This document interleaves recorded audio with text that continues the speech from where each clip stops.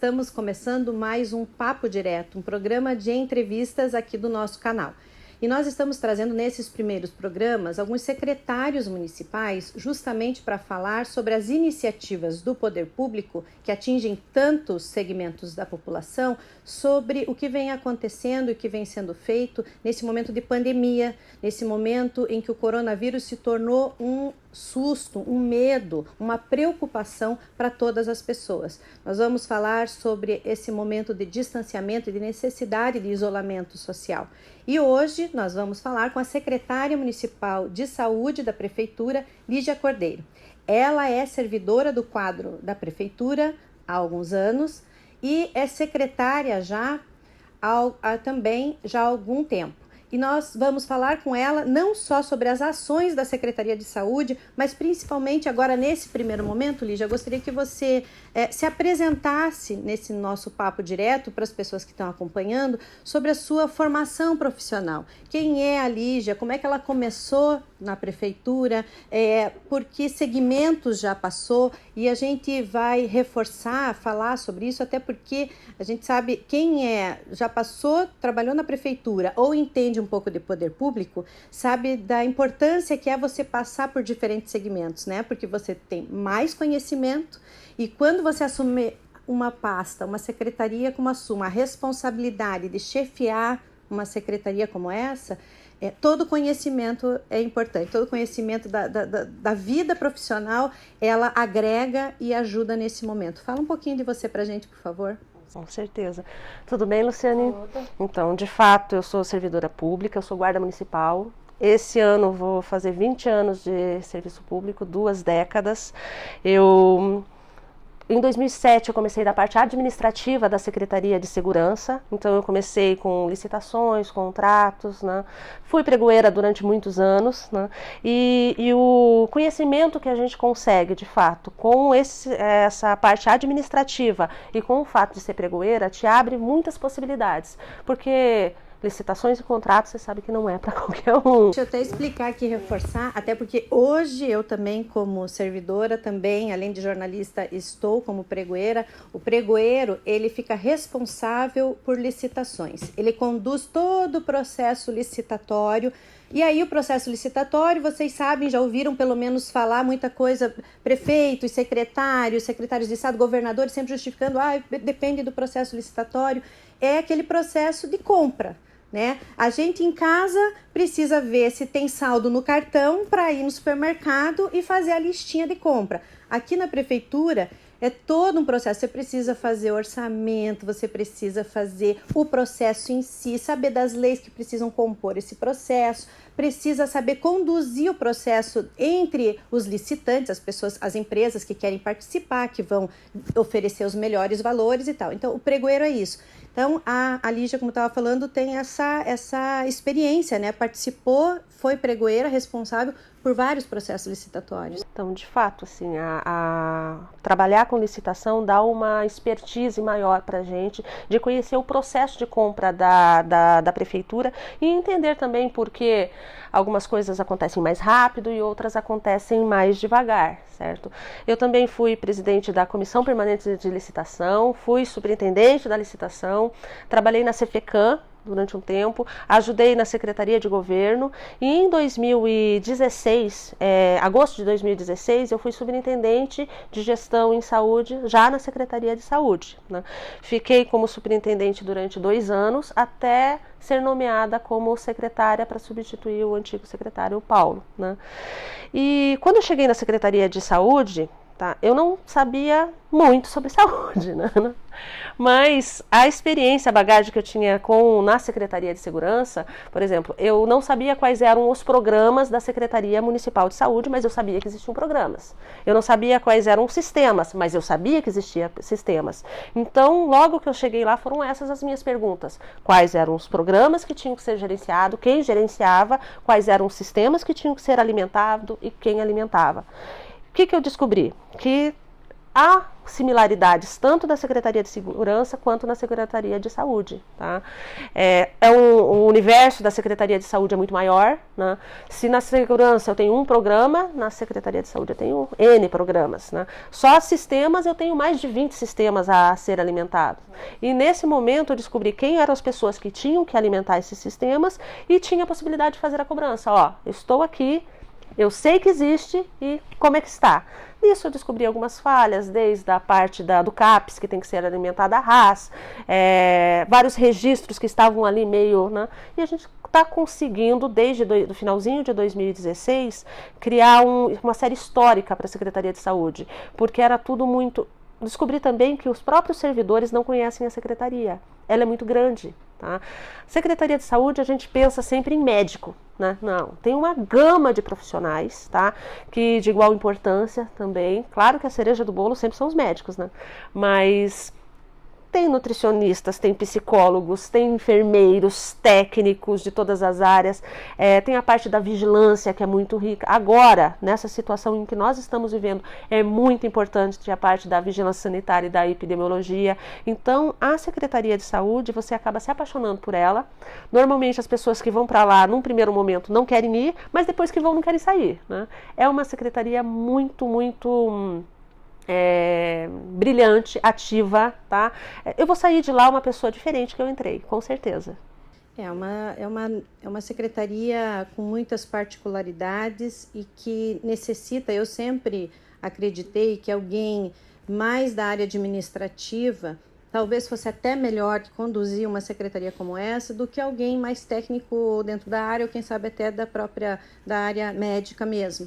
Porque você tem essa coisa separada, né? Você consegue visualizar uma secretaria como essa, mais da parte administrativa, da parte operacional, e não tanto da parte técnica, especialmente como você disse, né? Os médicos são, de repente, pensou em secretaria de saúde e pensa em médico, mas é porque ele é um dos profissionais, é o que atua, né?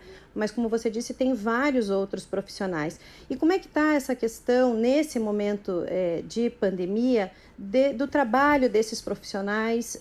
Quem que precisou ser afastado, porque existe decreto estabelecendo, principalmente aqui, com relação à questão da idade, né?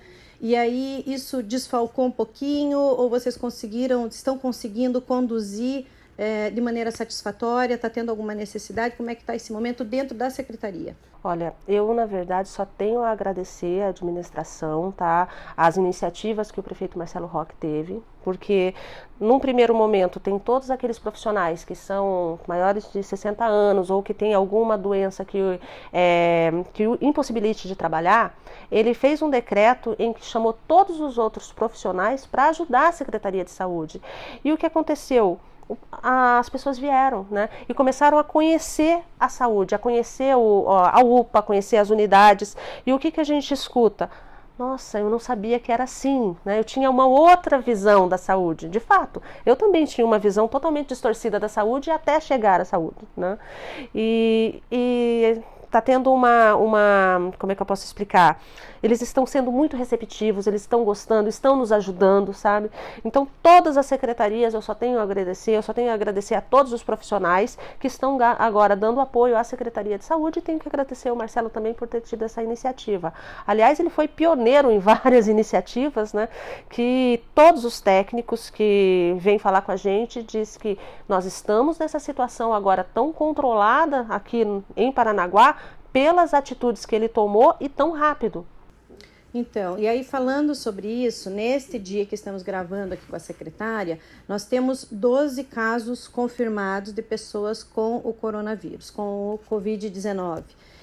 São 12 casos para um universo de 110 já descartados e agora também, vamos ver aqui, lembrar do nosso número, já são 37 em investigação.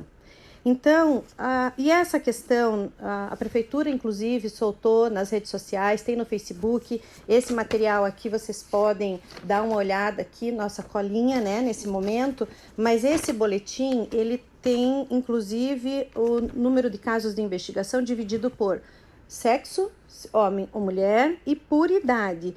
E a gente tem um universo aí, uma gama de idades bem diferentes. Não dá para se agarrar numa questão assim, só o idoso. Claro que é mais perigoso para o idoso, como eu já comentei em outro momento, porque ele pode estar mais debilitado pelas doenças que ele já adquiriu na vida, pode ser uma pessoa também com uma imunidade excelente, mas todo o organismo, ele já está um pouquinho mais, ele já viveu, né, muito mais tempo. Então, ele vai sentir um vírus como esse com um pouquinho mais de intensidade do que uma pessoa mais nova.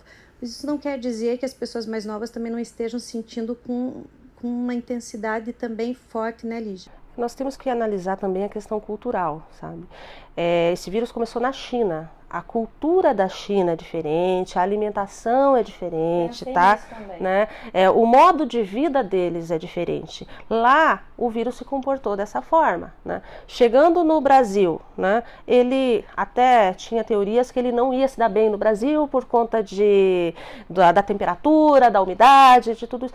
Olha, nós estamos vendo a situação de Manaus, né? Que é a cidade mais quente, mais úmida que Manaus, não sei, talvez, né? Ele é super adaptável. Exatamente. E tem a questão nossa, né? A alimentação do brasileiro, será que é uma alimentação assim muito saudável? Se não é? Quantos doentes crônicos nós temos? Quantos diabéticos nós temos? Fiz essa avaliação em casa. A gente falando, comentando, eu falei, sim, se a gente pensar nessa questão da idade, de repente, e por que está acontecendo muito aqui, né, ou em outros lugares? Realmente, a questão da alimentação, do cuidado, do que é que você ingere, como é que você se alimenta, como é que você se cuida, é diferente. É diferente, entendeu? Então, a cultura do Oriente, ela é mais saudável. O do Ocidente já é mais fast food, essas coisas, né? Então, nós temos que entender, é um vírus novo, já está se mostrando aqui no Brasil e na América como um todo, né? Ele está se comportando de uma forma diferente, tá? Acho sinceramente que o Paraná ele está privilegiado com relação a outros estados do Brasil, porque nós temos aí São Paulo, Rio de Janeiro, Fortaleza, né, que está complicada a situação, Manaus também, que eu falei, né, no Amazonas. Então, nós temos que aproveitar esse momento para estudar esse vírus, de como ele vai se comportar aqui, no nosso país. Não dá para seguir como regra o que aconteceu na China. Mas a questão das iniciativas de isolamento, distanciamento social, né?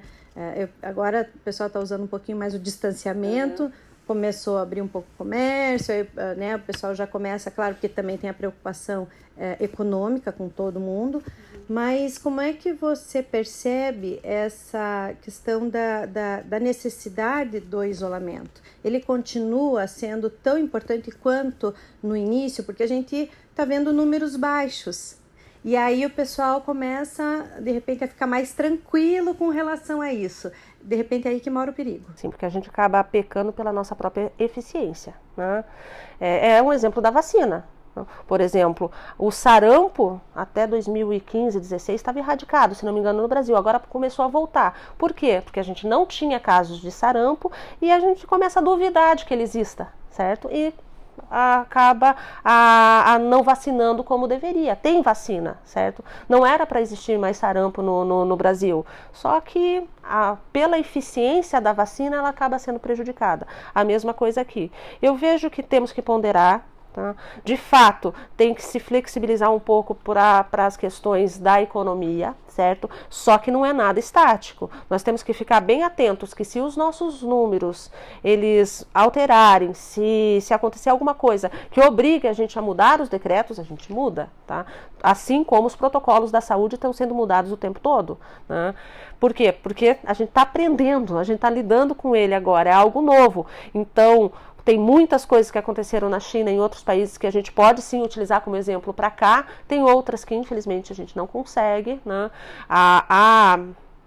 Eu acho que a atitude mais acertada do prefeito foi a questão das escolas. Tá? Por quê? Porque nós temos residências em que as pessoas moram muito próximas, né? Porque um cômodo, dois, e eventualmente quem cuida das crianças são os avós, né? Se essas crianças estivessem andando nas escolas, possivelmente elas poderiam trazer esse vírus para dentro de casa e contaminar o seu ente querido, seu avô, seu paizinho mais velho, entendeu? Então, para mim, a questão das escolas foi o mais acertado, em que pese que é triste, né? A questão do calendário escolar, a gente sabe que vai ser difícil, mas foi um grande acerto. Inclusive as pessoas têm questionado, principalmente na Secretaria de Comunicação, aproveitando as redes, os canais oficiais da Prefeitura, inclusive a gente estimula e incentiva realmente, aproveitem os canais oficiais, tem Instagram, tem Facebook, tem o próprio site da Prefeitura, inclusive com uma plataforma do coronavírus para poder participar como voluntário, quem quiser também participar e se dedicar nesse momento, ajudar, reforçar. Mas a gente fala sobre isso e as pessoas têm perguntado sobre essa questão das aulas, quando é que volta, quando é que não volta. O poder público, seja do governo, seja de cada município, ele vem acompanhando e estudando essa evolução na sua cidade para perceber em que momento dá para deixar um pouquinho mais folgado ou em que momento tem que afrouxar, tem que apertar e dar uma forte restrição. Para vocês terem uma ideia, a gente só para... Terminando, estamos quase encerrando esse primeiro bloco, nós temos aqui, dos 37 casos em investigação, nós temos de idade entre 8 anos de idade a pessoas com 77 anos. Tem adolescentes com 15, 16 anos que estão com casos sendo investigados. Tem jovens com 20, 25, 27, 30 anos. Tem adultos com 45, com 46, 50, 55 anos. Então, não dá realmente para a gente pensar que a gente está lidando com algo que só vai atingir um determinado público. Nós vamos encerrando esse primeiro bloco, mas a gente vai falar mais, principalmente, como é que é feita a questão da investigação, como é que as pessoas chegam, aonde elas estão indo e com que sintomas. A secretária vai trazer mais detalhes sobre isso, a gente volta no próximo bloco.